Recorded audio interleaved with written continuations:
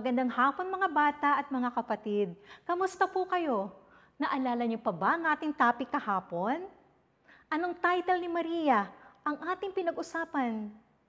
Ito ay tungkol sa Nuestra Señora de Guia, ang pinakalumang imahe ng Mahal na Birheng Maria dito sa Pilipinas na makikita natin sa Ermita, Manila. Ngayong pangalawang araw ng ating Flores de Maria, ay kikilalanin naman natin ang Our Lady of the Holy Rosary, La Naval de Manila. Mga bata, alam niyo ba ang simbahan ng Santo Domingo sa Quezon City? Sino sa inyo ang mga nakapagsimba na doon?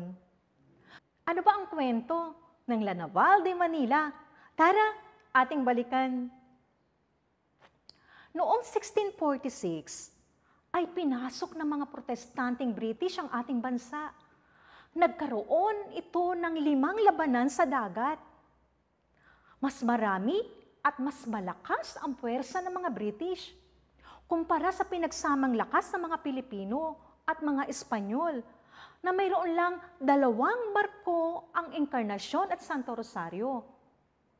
Dahil nakita ng general na malamang ay matatalo sila, nangako ito sa Birhen ng Santo Rosario ng Maynila na mag-aalay ng panalangin sa pamamagitan ng prosesyon na nakayapak at piyestang pasasalamat kung sila ay mananalo sa digmaan.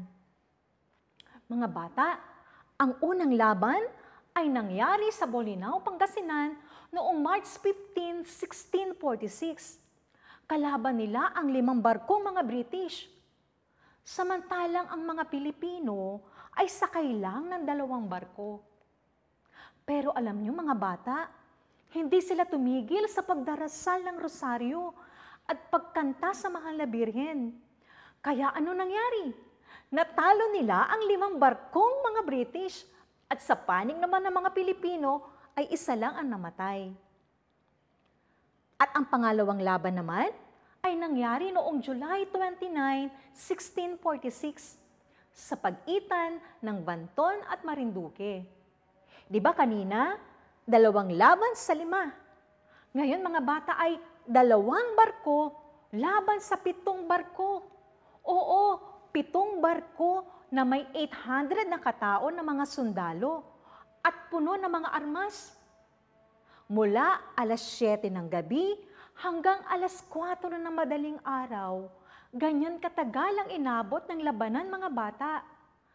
Pero nanalo pa rin ang mga Pilipino. Hindi pa tapos, kasi pagkatapos ng 2 araw mga bata, ay nangyari naman ang 3 labanan.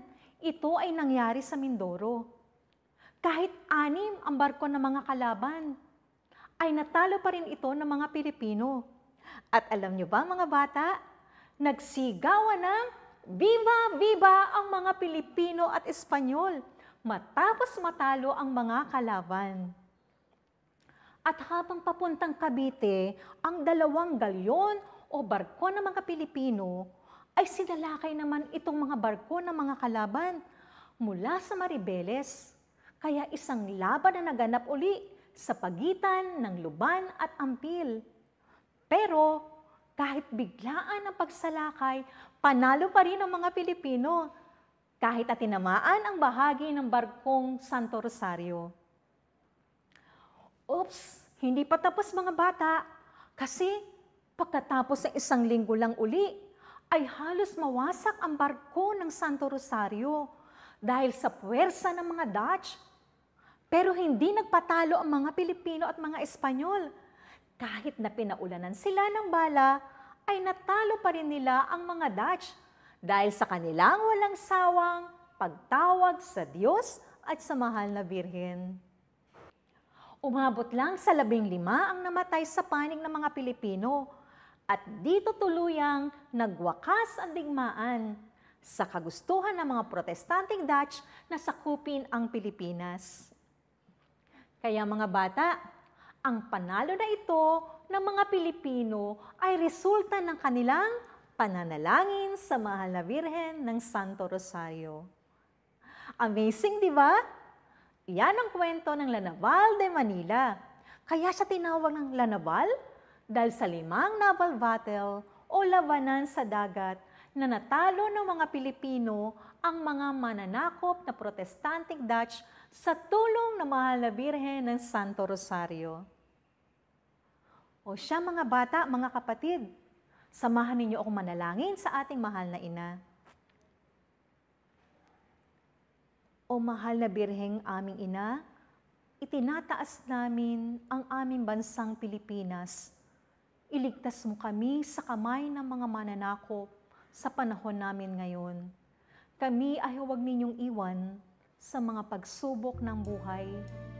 Kami ay patuloy nakakapit sa iyong banal na rosaryo at patuloy mo kaming dalhin patungo kay Jesus na iyong anak. Amen. Ulang na sa